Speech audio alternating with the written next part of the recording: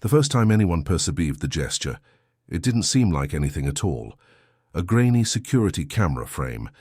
A man in a plain jacket, head slightly lowered, walking past the edge of a parking lot at 10:37 p.m. Beside the glow of a flickering lamppost, he paused just long enough to press 2 fingers against the top of his left wrist, as if checking a watch he wasn't wearing. Then he moved on. No one noticed that detail that night. No one suspected they were watching the prelude to a pattern that would haunt a town, fracture its sense of safety, and turn that simple, repeated motion into the most disturbing image Ravenhill, Ohio, would ever carry in its collective memory. Before the fear, the rumors, the headlines, and the courtroom sketches, Ravenhill was the kind of place people forgot existed. Not por ser pequena demais, mas por ser previsível demais.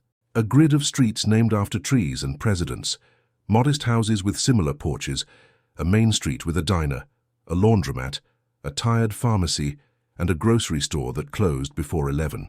The seasons passavam ali como se tivessem preguiça.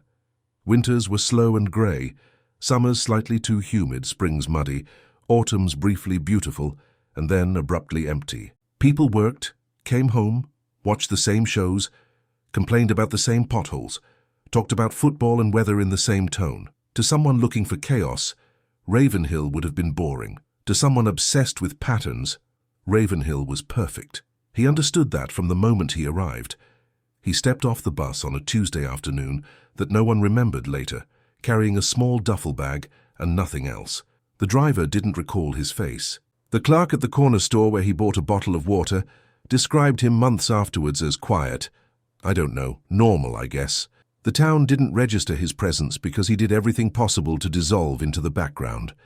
Neutral clothes, neutral expression, neutral conversation when it couldn't be avoided. He rented a 1-bedroom apartment at the edge of town, on the 2nd floor of a tired building whose hallway always smelled faintly of boiled vegetables and cleaning products. His landlord, Mrs. Keller, remembered he paid on time and never made noise. She also remembered something else, but only later, when it was too late to change anything.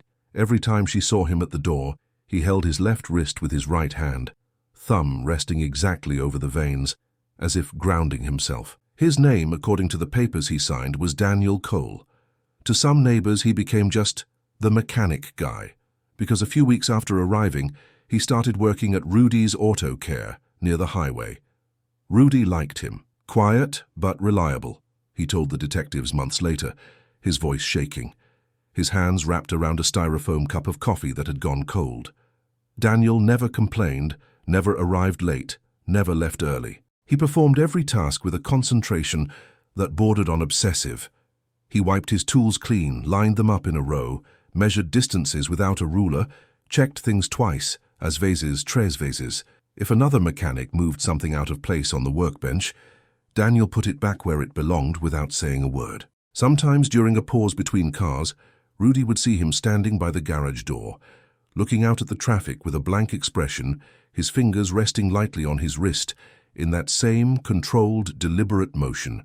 It had started long before Ravenhill, long before Ohio, long before adulthood.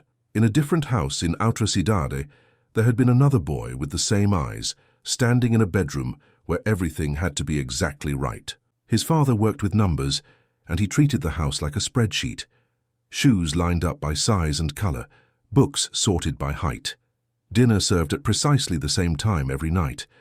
The boy learned early that there was safety in precision. When he knocked his glass of milk a few centimeters out of place, his father's hand tightened on his shoulder. When he left his toys scattered, his father didn't shout. He simply rearranged them in silence, the weight of his disappointment creating a pressure that felt worse than anger. The boy discovered that if he touched his own wrist and counted in his head, he could endure that silence. 1, 2, 3, 4. If he repeated the gesture, things stayed bearable. 5, 6, 7. If he aligned his notebooks by the corner of the desk, if he closed his door exactly 3 times, the world made sense again. The gesture stuck. Through school, through adolescence, through every difficult conversation, and every moment when the world threatened to spill outside the lines. By the time he was a grown man, he barely noticed he was doing it anymore, but his nervous system noticed, his thoughts noticed. His sense of order clung to that movement, the way a drowning person clings to a plank of wood. Ravenhill had no idea it was welcoming someone for whom the town's predictable routines would feel both comforting and intolerable. He settled quickly. Woke every day at 5:43 a.m., took a shower lasting exactly 8 minutes, placed his toothbrush in the same corner of the sink, made coffee, 2 spoonfuls, no more, no less. Ate the same breakfast, toast, peanut butter, half a banana cut into 4 equal pieces. Left the apartment at 6:27, locked the door, checked the handle twice, fingers brushing briefly over his wrist before turning away. Crossed the same streets, past the same houses. It didn't take long for him to start noticing the rhythm of others. The elderly man who sat at the bus stop every morning at 7:05, even when he had nowhere to go. The woman who jogged with her dog at 6:40, always wearing the same faded blue sweatshirt. The high school student who left home at 7:18, headphones on, backpack hanging from one strap. He didn't think of them as individuals, not at first. He thought of them as time markers, living clocks, moving pieces in a system that was, to his eyes, almost hypnotically orderly. If someone was late, he knew. If someone changed routes, he noticed. His mind, trained for years to hunt for deviations, began to catalogue everything. At the auto shop, his co-workers joked about his neatness. "Hey, Cole, you lining those wrenches up for a photo shoot?" One of them laughed, nudging another with his elbow. Daniel smiled faintly, the gesture not quite reaching his eyes, and made no comment. He could tolerate the mess at the garage, barely, because it wasn't his. But even there, order mattered. He had his corner, his drawer, his row of tools. If something went missing, he felt it like a small stone in his shoe. He would press his fingers against his wrist and breathe, waiting for the discomfort to pass. It didn't pass. Not entirely. The first time the sensation twisted into something darker was a Tuesday at dusk, standing in the aisle of the grocery store. He was picking cans of soup, always the same brand, always the same 2 flavors in alternating order, when he noticed a woman he recognized from his morning walks. She lived 3 houses away from his building and usually left for work at 7:02 a.m. like clockwork. He had never spoken to her, never followed her. She was simply one of the many fixed points that allowed his mind to map the town. That day, however, he saw her buying coffee and bread at a time she usually wasn't even in that part of town. She was wearing different clothes. Her hair was tied up instead of loose. Her phone buzzed, and she changed direction, moving toward the bakery section instead of the produce aisle as she normally would. It was a simple, trivial deviation. To anyone else, it would have meant nothing. To him, it felt like a crack running down the center of a wall. He froze with a can in his hand, his heart beating faster, his fingertips pressing into the skin of his wrist. In his chest, something tightened. The world seemed slightly tilted, like a picture frame hanging just a bit crooked. He watched her move through the store with increasing unease. By the time he left, he had convinced himself that it was just an isolated situation, one anomaly. It would correct itself. It had to, but the next morning, she left home at 7:11 instead of 7:02. He noticed from his window. The second day it happened again. The third day, she didn't leave at all. She came out at 9:30, carrying a bag as if she'd decided to go somewhere else entirely. Each change drove a thin nail into his thoughts. He couldn't explain why it affected him so strongly, only that it did. Something about that broken routine threatened the internal scaffolding that kept him functioning. He began tracing her movements with his eyes whenever he could, through the glass of his kitchen window, from the corner of the street, from across the parking lot in front of the grocery store. At night, in his apartment, he drew lines on paper.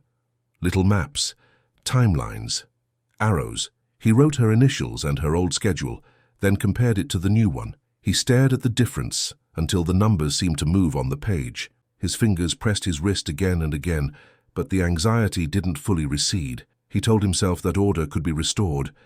The first disappearance didn't register as a crime. She vanished from Ravenhill like someone slipping quietly out of a room. Co-workers assumed she'd taken a last-minute trip to see family. Her boss said she'd sounded tired lately. Maybe she needed time off. Her nearest friend tried to call a few times, and then told herself that people sometimes just changed their lives. A missing persons report was filed days later, more out of obligation than panic. The police noted it, made a few calls, and waited. It was, as far as they could tell, a private decision. No signs of struggle, no witnesses, no obvious danger. But Daniel slept better that week than he had in months. For a short time, Ravenhill felt perfectly aligned again. The morning seemed sharper, the streets more symmetrical. His coffee tasted right. His tools felt balanced in his hands. The absence of that particular deviation soothed him. It was as if someone had finally straightened a frame that had been slightly askew. His gesture at the wrist became slower, more controlled again. He didn't realize or didn't admit to himself that he had connected the sensation of relief to the act of making someone disappear from his map. It didn't last. Soon other deviations began to flicker at the edges of his awareness. A teenage boy, who usually took the same route to school, started cutting through a different backyard. A cashier, who always worked the evening shift, suddenly swapped to mornings, then back again. A middle-aged man who used to sit at the diner every Sunday stopped coming, then reappeared at a different table, at a different time. Each shift, por menor que fosse, perturbava Daniel. The town he had catalogued as a fixed system was revealing itself as something messier, more fluid, more unpredictable. Inside him, the old fears resurfaced. The feeling of being a child again, standing in front of a shelf he had rearranged wrong, hearing the silence of his father filling the room like a storm about to break. The urge to correct something he couldn't fully name intensified.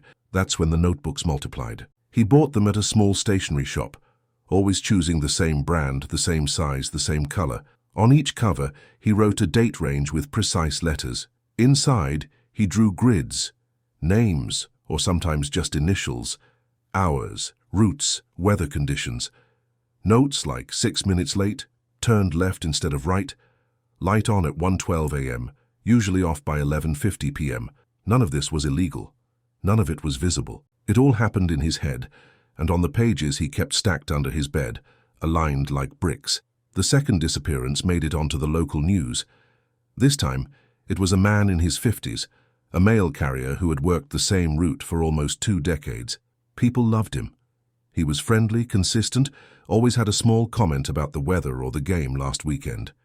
When he failed to show up one Monday, the post office assumed a scheduling error. By Wednesday, colleagues started to worry. His sister called the police. Officers checked his house, door locked, nothing apparently out of place. His truck was still in the driveway, his wallet on the kitchen table. No sign of forced entry, no message, no obvious reason to leave. The community reacted differently this time. This wasn't someone with a complicated life. This was someone everyone felt they knew. Until then, Ravenhill's safety hadn't been seriously questioned. People locked their doors at night out of habit, not fear, but the absence of the mail carrier dug into something deeper. A person whose life revolved around delivery schedules had vanished from one day to the next, leaving his own schedule brutally interrupted. The irony didn't escape Daniel. He had watched the man for weeks, taking note of his consistency. The same streets at the same time, the same coffee breaks, the same way he always paused at the corner near the school to chat with the crossing guard. Then, one week, things began to shift. The mail carrier lingered longer near a certain house, received something from one of the residents, started arriving home later. On 3 consecutive days, he changed his route order, a small detail invisible to everyone else. To Daniel, those alterations glowed in his thoughts like alarms. After the mail carrier vanished, Ravenhill started looking over its shoulder. Parents stopped letting children walk alone after dark. Neighbors began to text one another when they saw anything strange, even if they couldn't explain what they meant by that word. Police cruisers became more visible, their presence simultaneously comforting and unnerving. The local news anchor read the story with a slightly trembling voice, as if afraid that saying the word missing too often might somehow make it contagious. And still, at that point, there was no clear sign of a connection between the cases. The first missing woman wasn't linked to the missing mail carrier. Their lives had nothing in common. No shared acquaintances. No overlapping routines. Even if someone had placed their photos side by side, they would have seen only 2 unrelated lives cut short without explanation. But the cameras saw something else. At least, they had recorded it, waiting for someone to notice. In the footage from a gas station near the highway, captured 3 days before the mail carrier disappeared, a man could be seen buying a bottle of water and standing near the pumps. For 15 seconds he was clearly visible, though no one took particular note of him at the time. He wore a plain jacket, his hair cut short, his posture unremarkable. Just before walking out of the frame, he pressed 2 fingers to his left wrist, paused for a heartbeat and then turned away. It was the same gesture seen in another recording, this time from a street-facing camera outside a pharmacy, the night the first missing woman was last spotted. A man crossing the sidewalk, head down, hands in his pockets. He stopped, lifted his left wrist slightly, touched it with his right hand, then kept walking. The quality of the video was poor, the image blurred. No one watching live saw anything worth noting. The footage went into digital storage and stayed there, the pixels quietly preserving a habit no one yet understood. It would take months before someone decided to rewind far enough, looking for a link that seemed too unlikely to be real. In the meantime, more deviations appeared on Daniel's internal radar. His work at the auto shop continued without change. He replaced brake pads, rotated tires, aligned wheels, answered simple questions with simple answers. Customers described him as nice enough, just shy, when later asked by reporters. Rudy still cracked small jokes, oblivious to the storm inside the quiet man who never raised his voice. Occasionally, Daniel's fingers stayed pressed against his wrist longer than before, and he would stand perfectly still, eyes fixed on nothing, as if he were listening to something only he could hear. When someone called his name, he blinked twice and answered as if nothing had happened. At night, the notebooks filled faster, lines of numbers, arrows looping back to starting points. He changed the way he organized his shelves, sorted his food by expiration date, then by color, then by brand, dissatisfied every time, as if there were an arrangement just out of reach that would finally silence the noise in his thoughts. He tried counting again, like he'd done as a child. 1, 2, 3, 4. The counting didn't help as much as it used to. The gesture at the wrist became more important. He started applying it to the people around him. If someone's life diverged from its usual path for too long, the sense of disturbance inside him grew until it became almost physical. Headaches, pressure in his chest, a ringing in his ears. He told himself he wasn't angry at them. He told himself he was only trying to fix something that had gone wrong in the structure of things. The first time he followed someone for more than a few blocks, he convinced himself it was coincidence. The second time, he admitted he was choosing to do it. The third, he understood that something had shifted permanently, but by then he no longer believed he had another choice. Ravenhill, by that time, had 3 missing people. A third case appeared, a young man who worked evenings at the movie theater on the edge of town. He'd recently changed his schedule to pick up extra shifts, covering odd hours. His friends mentioned that he'd seemed distracted, tired, talking vaguely about changing his routine, shaking things up a bit. One night he clocked out and never made it home. His car was found in the parking lot days later, dust beginning to gather on the windshield. Inside, everything was in order, keys still in the ignition, a jacket folded in the back seat, a half-empty bottle of soda in the cup holder. No sign of a struggle, no obvious clue. What there was, though no one understood its significance yet, was another camera angle from the theater lobby. A man walking past the concession stand, not buying anything, not talking to anyone, just moving through the scene like a shadow crossing a stage. Halfway to the door, he pressed 2 fingers against his left wrist. When the local newspaper published a timeline of the disappearances, locals began connecting dots that weren't necessarily real. People saw suspicious patterns everywhere. They glanced twice at new faces in the supermarket. They locked their cars even for the shortest errands. Parents walked their children to and from school, standing a little closer than usual, eyes scanning every corner. The town started to breathe differently, more shallowly, waiting. The police were under pressure. The chief, a man named Howard Lynn, had spent most of his career dealing with drunk drivers, petty theft, the occasional domestic disturbance. Serial offenders belonged to the world of cities and crime shows, not to a place like Ravenhill. But the missing persons board in his office told another story. 3 photographs, 3 sets of notes, 3 unresolved fates. He called in support from the state. Detectives with heavier files and darker experience arrived, bringing with them a different way of looking at the town. They interviewed everyone. They walked the same streets Daniel walked every morning. They sat in the same diner booths, listened to the same complaints, tried to separate fear-fueled rumors from actual information. What they didn't know, what they couldn't know, was that the person they were searching for moved among them unnoticed, blending in, performing oil changes and inspecting engines as if nothing in the world was wrong. If anyone had watched him more closely during those days, they would have noticed how his gesture changed. It wasn't just a quick, grounding movement anymore. It had become precise, almost ceremonial. 2 fingers, same spot, same pressure, same short pause. Always before he crossed a certain threshold, of a door, of a street, of a choice. In his mind, the gesture separated before and after. Before the correction, after the correction. Before the deviation, after its removal. He never thought of himself as a monster. That might have made things easier. Monsters belong to stories, to myths, to nightmares you can wake from. Daniel saw himself as something else, a necessary response to a system that was spiraling into disorder. He never felt pleasure in what he did. He felt relief, a temporary, fragile sensation of things falling back into place. But as the number of missing people grew, so did the number of cracks in his internal logic. Children overheard their parents whispering and began drawing pictures of the man who takes people, without quite knowing what they meant. Teenagers turned their unease into half-jokes, daring each other to walk alone at night and then backing out at the last minute. The church pastor added an extra line to his Sunday sermons, praying for those we've lost and those we're afraid to lose. The town was changing. That too reached Daniel's awareness, even if he didn't want it to. He began to notice people closing curtains earlier. Windows that were once open now shut tight. Dog walkers cutting their routes short. A neighborhood watch group formed, residents volunteering to drive around after dark in pairs, their flashlights cutting through quiet streets. All these new patterns felt invasive to him. His clean, predictable map was being redrawn without his consent.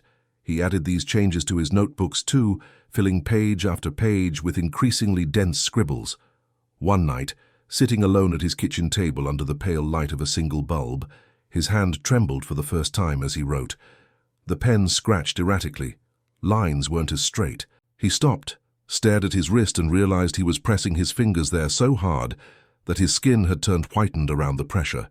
A strange thought crossed his mind, so quiet he almost missed it. What if the problem isn't out there? He rejected it immediately, pressed harder, counted. 1, 2, 3. A memory surfaced uninvited. His father's face when he had once dropped a plate. Not angry, just disappointed, eyes narrowing in silent disapproval, the hiss of breath through his teeth louder than any shout.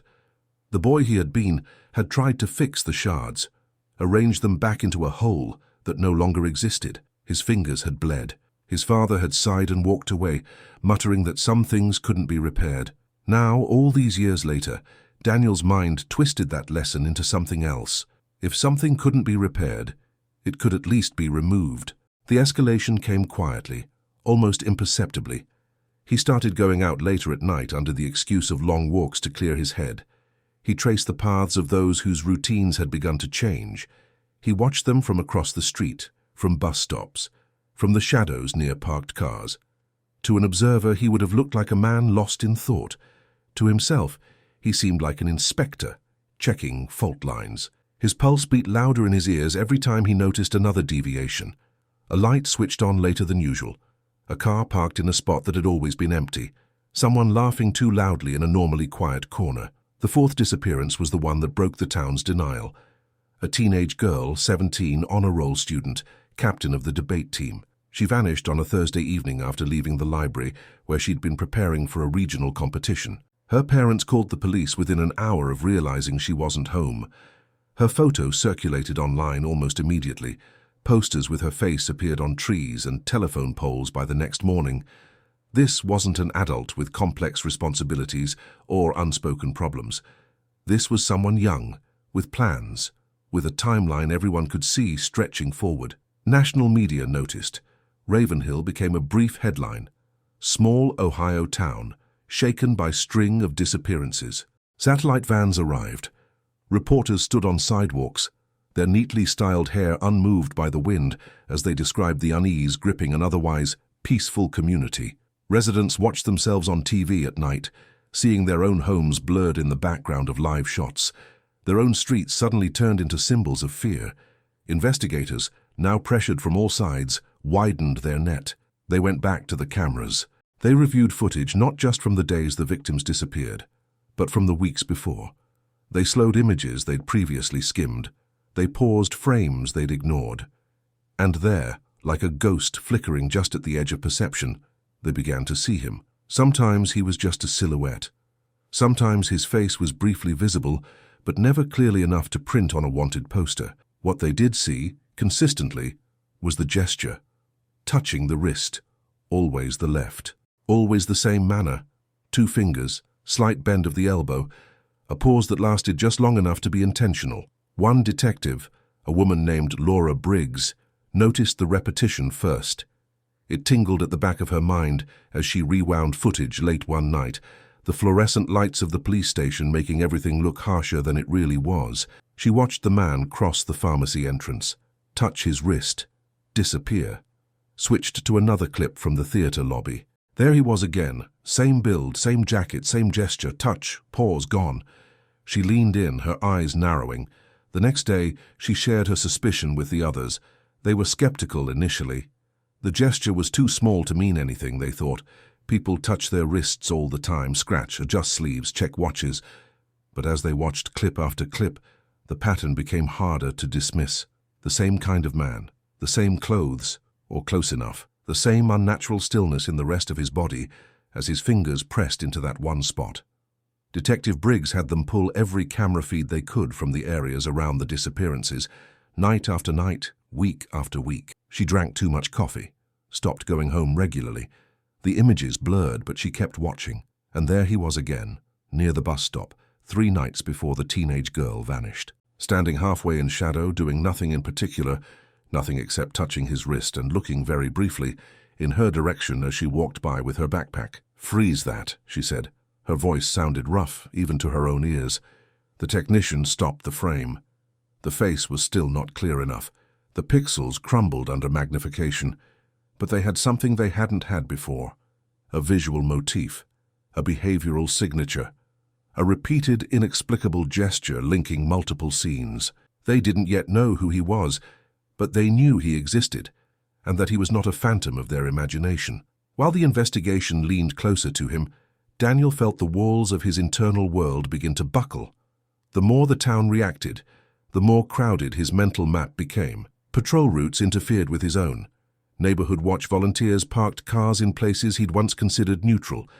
New cameras appeared on corners he'd used to cross freely. People looked around more, eyes alert, voices louder, movements sharper. What had once been a calm grid of predictable patterns was now a vibrating web of nervous unpredictability.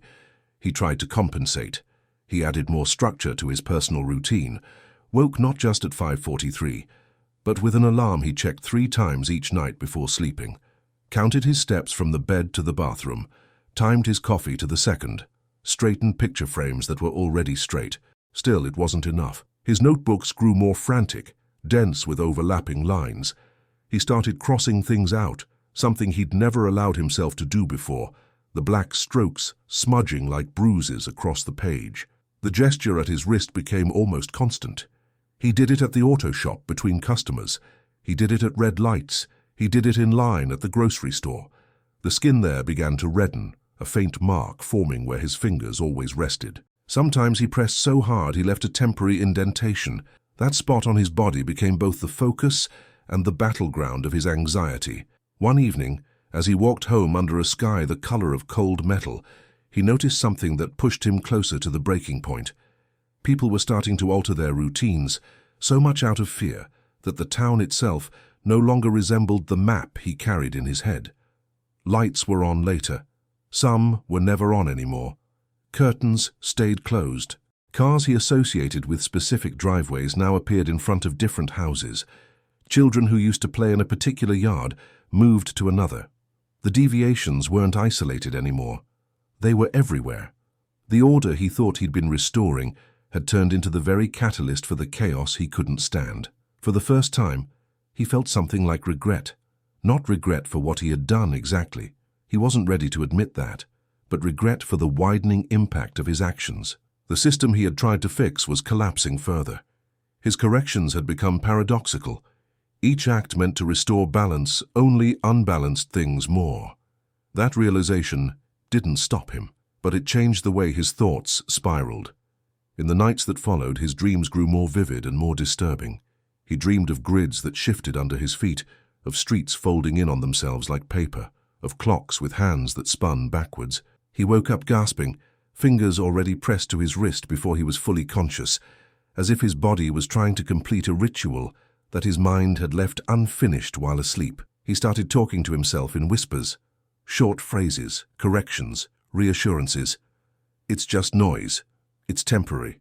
It will align. His neighbors, if they had pressed an ear to his door, might have heard the faint murmur of a man trying to argue with his own thoughts. They didn't. They were too busy arguing with their own fears. Ravenhill reached a tipping point. Town Hall hosted a community meeting. The mayor stood in front of an anxious crowd, promising more patrols, more resources, closer coordination with state authorities. Parents demanded answers he couldn't give. Some residents shouted, others cried quietly. A few simply sat with arms crossed, anger their only defense against the helplessness they felt. Detective Briggs spoke too, explaining that there was a suspect, though they didn't yet know his name. She showed a still image on a projector, a blurred figure, hand near his wrist. The photo looked unimpressive, almost silly, stripped of motion, but when she described how that same gesture showed up near every disappearance, a ripple of unease moved through the room. People looked at their own hands, suddenly aware of every unconscious movement.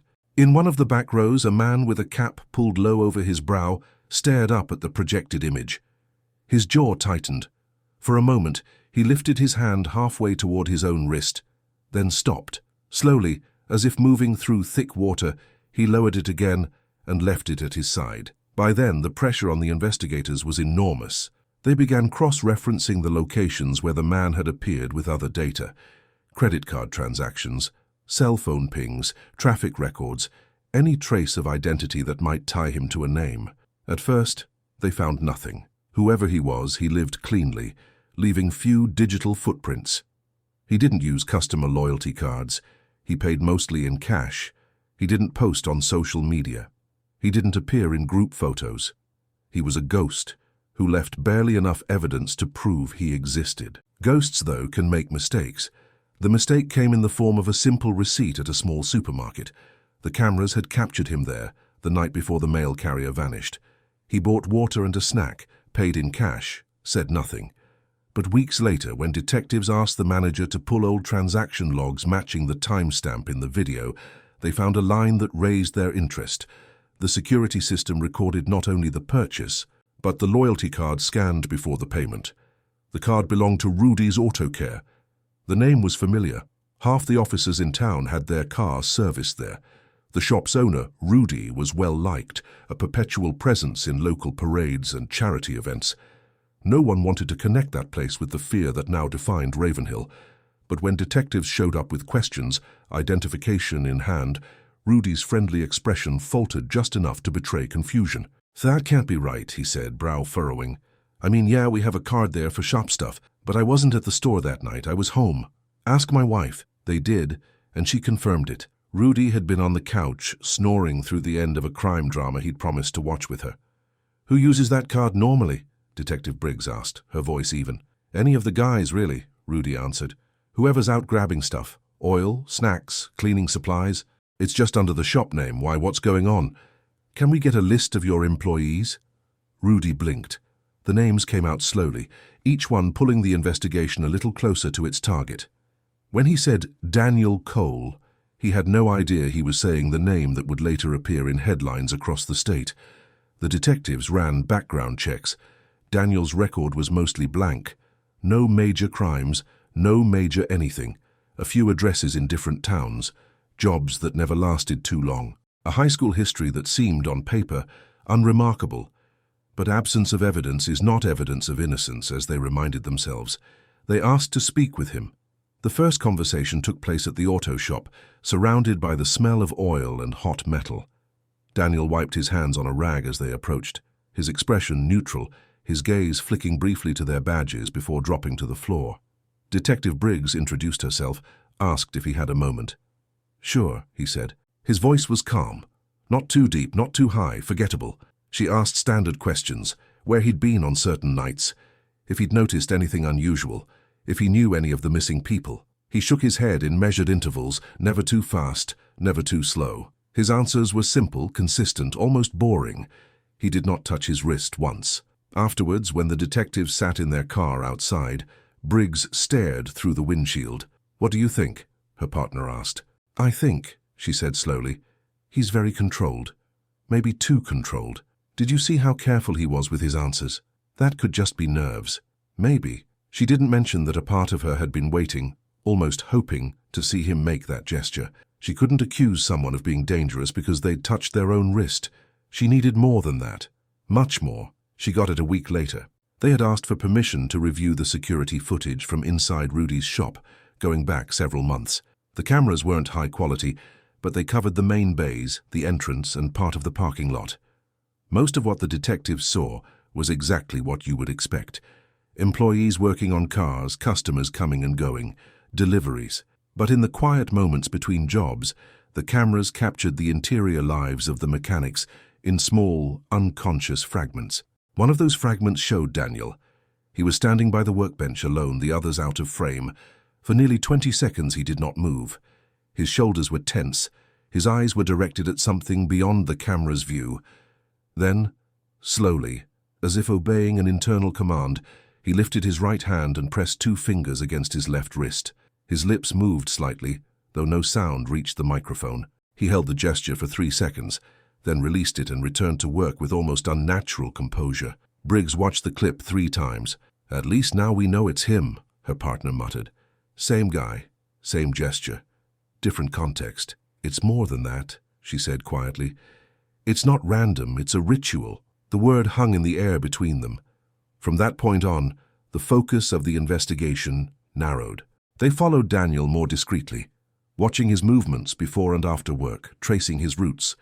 They saw him walking streets they knew were linked to the cases. They saw him pause at corners where the missing had last been seen. They saw his hand drift to his wrist again and again, a punctuation mark on his path.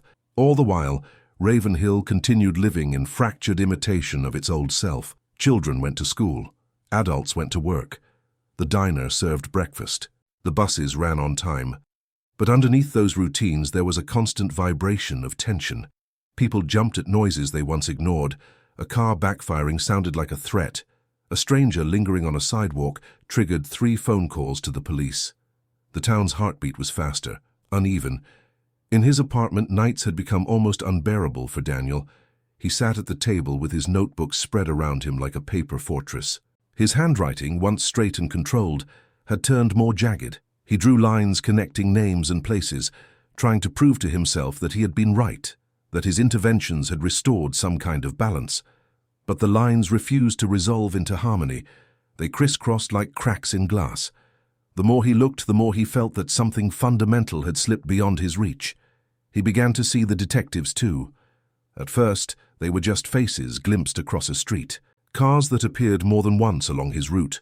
People who seemed to be watching him but looked away when he turned his head. His paranoia grew, feeding off the guilt he refused to name. He told himself they were watching everyone. They had to be. It wasn't personal. But one evening, as he left the grocery store with his carefully chosen bag of items, he saw Briggs standing near the exit, pretending to examine a shelf of magazines. Her posture was casual. Her eyes weren't. For a heartbeat, their gazes met. In that small collision of looks, something passed between them, recognition layered over suspicion. Almost without thinking, he touched his wrist. She noticed. Later, she would replay that moment in her mind with a clarity that made her own skin crawl. The sudden stillness in his shoulders, the way his eyes seemed to darken, not in color, but in depth. The way his fingers found the exact same spot with a familiarity that spoke of countless repetitions. She did not approach him that day. Instead, she let him leave, counting the seconds until he disappeared from view. Then she called her partner, her voice firm. "It's him," she said. "I'm sure now. We just need enough to make it hold up in court." Gathering that enough required a delicate balance. They couldn't scare him into disappearing. They couldn't move too slowly and risk another person vanishing. They requested warrants quietly. They mapped his financial records, his phone calls, his internet use.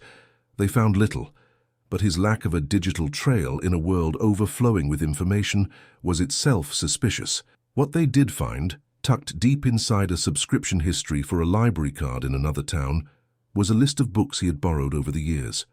Titles about order, about compulsions, about behavioral psychology, academic texts on ritual, case studies of people driven to extremes by disorder in their environment. None of it proved a crime. All of it painted a picture. The final push came from an unexpected direction.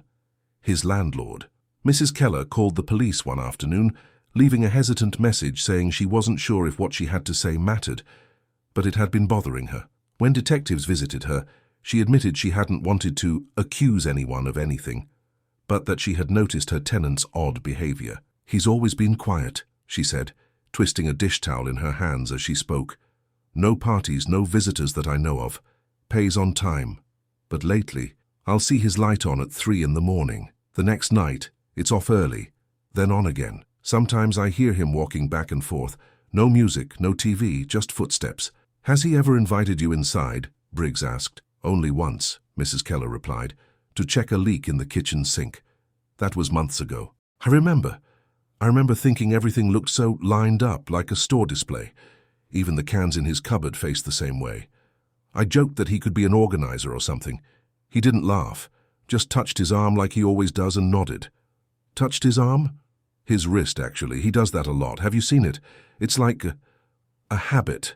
I thought maybe he had some medical thing and was checking his pulse, but he doesn't look sick." That was enough. With a judge's approval, they obtained a warrant to search his apartment. They planned the operation carefully, not wanting to startle him into running or destroying evidence. They chose early morning, when his routine would be predictable. The team gathered quietly in the hallway of the building, the smell of old paint and dust filling the air as they waited for the signal. Inside, unaware of the officers aligning outside his door, Daniel stood before his bathroom mirror, staring at his reflection. He barely recognized himself. Dark circles framed his eyes. His jaw was clenched, muscles tense.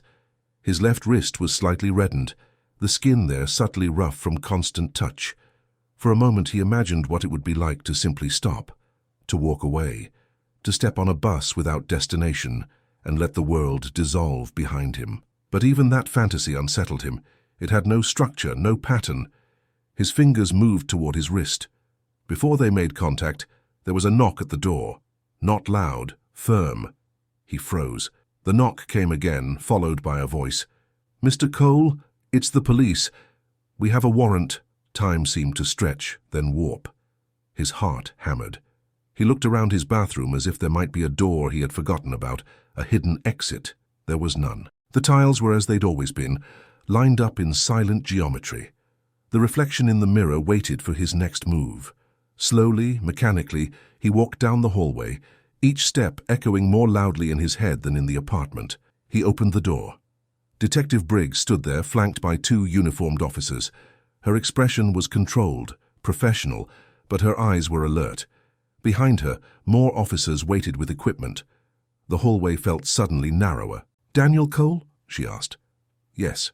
We have a warrant to search your residence in connection with an ongoing investigation," she said, holding up the document. "You're not under arrest at this moment, but we ask that you cooperate fully." His gaze flicked to the paper, not really seeing it. Then, without quite knowing why, he pressed his fingers against his wrist. She watched the movement and felt a chill trace down her spine. The officers entered, fanning out. They began their methodical work, opening drawers, checking closets, photographing every room. At first glance, the place looked clean, almost obsessively so. No chaos, no obvious signs of wrongdoing. But when one officer knelt to look under the bed, he called out, his voice tight. "Detective, you need to see this." Briggs crouched beside him. There, stacked with unsettling precision, were the notebooks, dozens upon dozens of them, each labeled, each aligned. She pulled one out carefully and opened it. The pages were filled with writing, names or initials, dates, times, street names, small notes in the margins. Some entries had tidy arrows connecting them, others were circled repeatedly. One page contained a diagram of the town, hand-drawn but eerily accurate, dotted with markings at certain corners. As she flipped through more books, she saw patterns of observation that matched closely with the disappearance timelines they had compiled. He had been tracking people's routines the way some people track their expenses. This finally was evidence. not of the physical acts, but of the mind behind them. "For your own sake, I suggest you don't say anything without a lawyer present," Briggs said, standing and looking directly at him. "But I need to tell you now, things do not look good." His eyes slid to the notebooks, then back to her. For a moment his face was a mask, unreadable. Then a small crack appeared. The corners of his mouth twitched, not in a smile, but as if he were struggling to contain something, fear, anger, perhaps a realization that the careful structure he had built was collapsing. He lifted his hand slightly, as if to touch his wrist again, but the officer nearest him gently took hold of his arm. "Sir, please keep your hands where I can see them." The gesture remained unfinished, hanging in the air like a sentence interrupted. They brought him in. The interrogation room was plain, stripped of distractions. A table, 3 chairs, a camera in the corner, fluorescent lights that hummed just audibly enough to irritate anyone left alone with them for too long. Daniel sat with his back straight, fingers interlocked on the table, wrists visible. Briggs and her partner sat across from him. A recorder clicked on. They asked him questions. He answered some, deflected others. Initially, he denied knowing any of the missing individuals personally. That was technically true. He had observed them, tracked them, used them to construct his mental map. But he had never spoken to most of them. They pressed him about his notebooks, about why he watched people so closely, about why his records matched the routines of those who had disappeared. "I like order," he said at one point, voice soft. "People are interesting.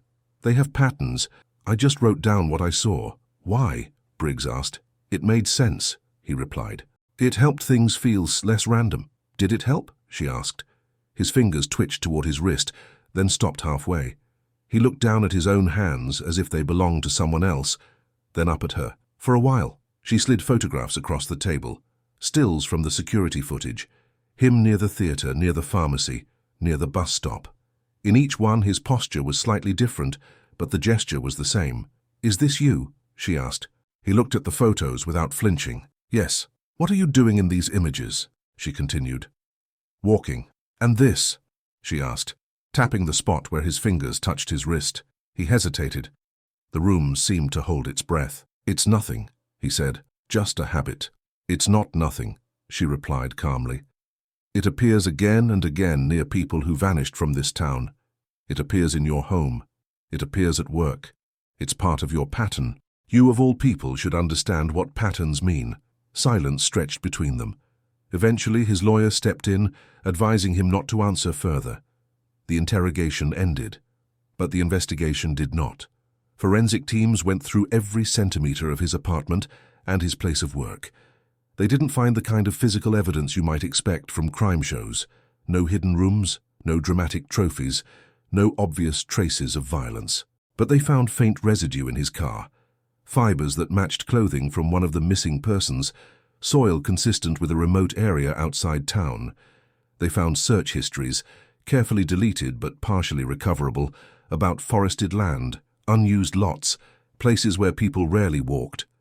Working with search dogs, the authorities turned their attention to these locations. The discoveries were quiet, but devastating. They found enough to confirm what many had feared, but hadn't allowed themselves to fully believe, enough to show the scope of what had been done, even without reconstructing every detail, enough to draw a clear line between the man who touched his wrist and the holes now carved into the town's history. When the district attorney announced formal charges, the town listened in stunned silence. Some residents wept. Others stared at the TV in their living rooms, mouths slightly open. A few turned the screen off halfway through, unable to hear the list of names. In the auto shop, Rudy sat down heavily on a stool, shaking his head. "I had no idea," he said to anyone who would listen. "He was just quiet, you know? Just quiet." The trial became not just a legal proceeding, but a communal reckoning. Journalists filled the courtroom benches.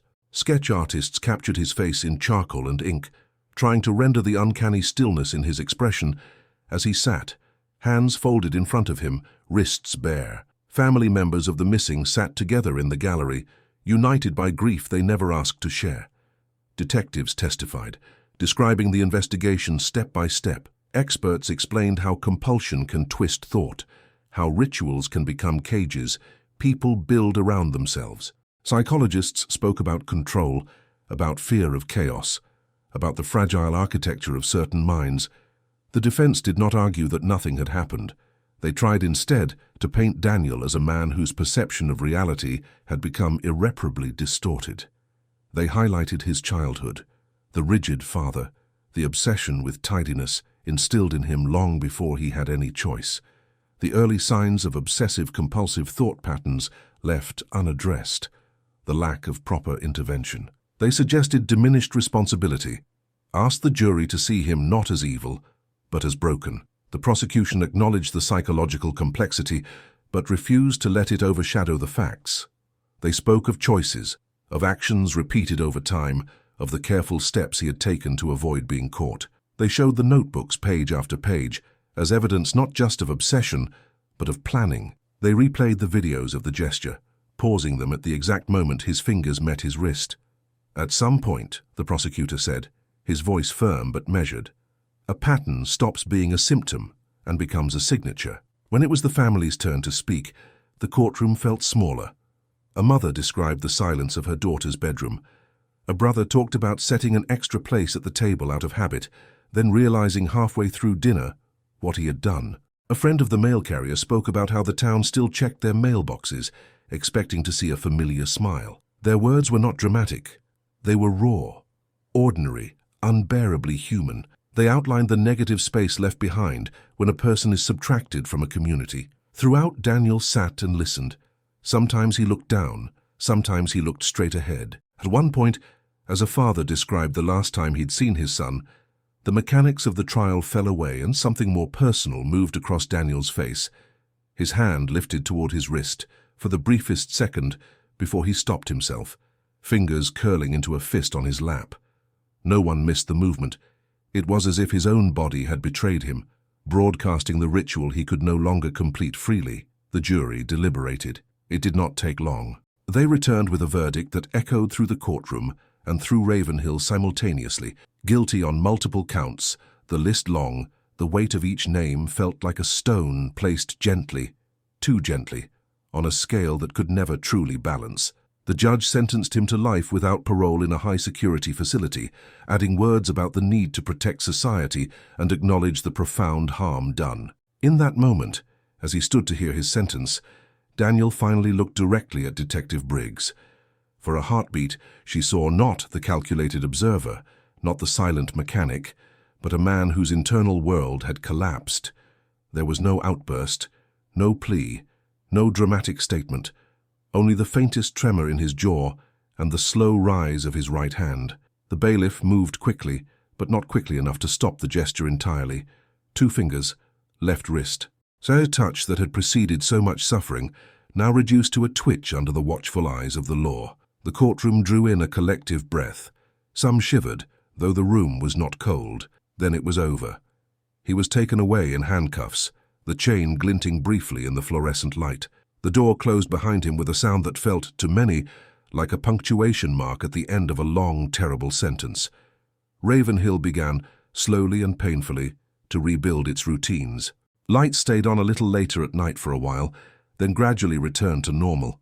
The neighborhood watch disbanded formally, though informal checks remained.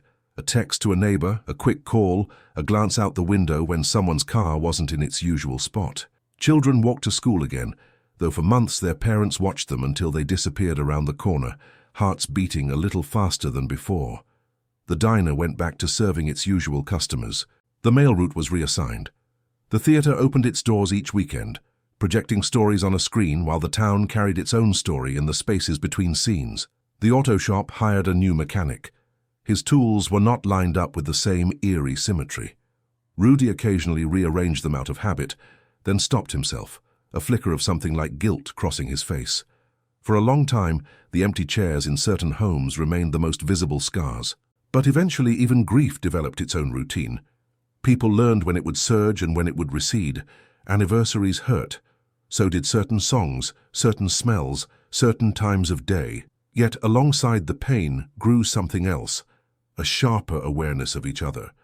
The town had been forced to see how much it relied on small repetitions, the same faces, the same roots, the comfort of knowing who belonged where and when. They also learned a darker lesson, that evil, when it wanted to hide, could cloak itself in the familiar. Detective Briggs stayed in touch with some of the families, not officially, just as a human being who couldn't quite let go of the weight of the case. Sometimes she drove through Ravenhill on her way to somewhere else and slowed down, eyes tracing the sidewalks she'd once studied through footage. The streets looked ordinary again. That, more than anything, unsettled her. In quiet moments, she thought about Daniel in the facility where he would spend the rest of his life. Reports from there said he remained mostly reserved, cooperative, but withdrawn. Therapists tried to untangle the threads of his thinking, to map the connection between his compulsions and his crimes. Some believed he had never truly understood the enormity of what he'd done. Others thought he understood too well and simply had no language for it. One guard, interviewed off the record, mentioned that he often saw Daniel sitting on his bunk, staring at his own hands as if they belonged to a stranger. When other inmates shouted or paced or made noise, he remained still, except for one familiar movement. "He still does that thing with his wrist," the guard said. "Not as much as before, I think. But sometimes, when he thinks no one's looking, he touches the same spot, like he's checking if he's still here." Back in Ravenhill, life went on. New children were born. Old residents passed away. The town's story layered itself with new events, some joyful, some mundane. But the case remained a reference point, a before and after dividing line. People told newcomers about it in hushed tones, the way you tell someone about a storm that once destroyed part of a place, but left enough standing for rebuilding. Memorials were subtle. A small plaque in a park, a scholarship in the name of one of the victims, a tree planted near the school. Over time, the fear softened into a more abstract caution. Yet the psychological imprint remained. Residents became more attuned to each other's distress. They noticed when someone's routine changed drastically and asked why, instead of silently cataloguing it and moving on. The town realized that the signs of a disturbed mind often existed long before its actions drew attention. They promised themselves not to overlook those signs in the future. Still, late at night, when the streets were empty and the wind moved through the trees with a sound like whispered footsteps, some people lay in bed and stared at their own wrists, suddenly aware of how often they touched them without thinking, how many unconscious rituals they had, how many patterns they followed because it kept the world from feeling too big, too chaotic. That was the most unsettling legacy of the case, the way it turned a tiny, ordinary gesture into something loaded with meaning. In the end, what lingered in Ravenhill's collective mind wasn't just the fact that a man had harmed its people. It was the realization that he had done so while moving quietly among them, unnoticed, his darkness hidden not behind noise or spectacle, but behind repetition. He hadn't stood out. He had blended in. His danger had come disguised as routine. Years later, you could still hear people say, in a quiet, almost embarrassed tone, "Sometimes I see someone touch their wrist and I don't know. I freeze for a second." They knew, rationally, that most habits meant nothing, but they also knew now that ignoring small, persistent patterns could sometimes allow something terrible to grow unchecked. The case of the Ohio serial killer who repeated the same gesture before every crime became a cautionary tale, not just about violence or law enforcement or the fragility of small towns, but about the human tendency to overlook subtle signs in favor of dramatic ones, to assume that danger will announce itself clearly, to believe that evil always looks like something we've already learned to fear. In Ravenhill, they knew better now. The last image that remains for many who sat in that courtroom is not of the judge or the jury or the lawyers. It is of Daniel standing in the defendant's spot, the sentence ringing in the air, his eyes momentarily hollow, his right hand rising almost of its own accord toward his left wrist, a familiar motion, stripped of its power, exposed for what it really was. Not a spell, not a shield, not a secret code that could hold the world together, but a symptom of a mind that had mistaken its own fear of disorder for a mandate to control others. For a fraction of a second, his fingers made contact. And in that contact, the town understood with an almost painful clarity how much darkness can be packed into a seemingly harmless, repeated gesture. How evil, when it wants to survive, doesn't shout. It rehearses. And sometimes, all it takes to begin is the soft, almost invisible touch of two fingers on a wrist, repeated until someone finally decides to see it for what it is.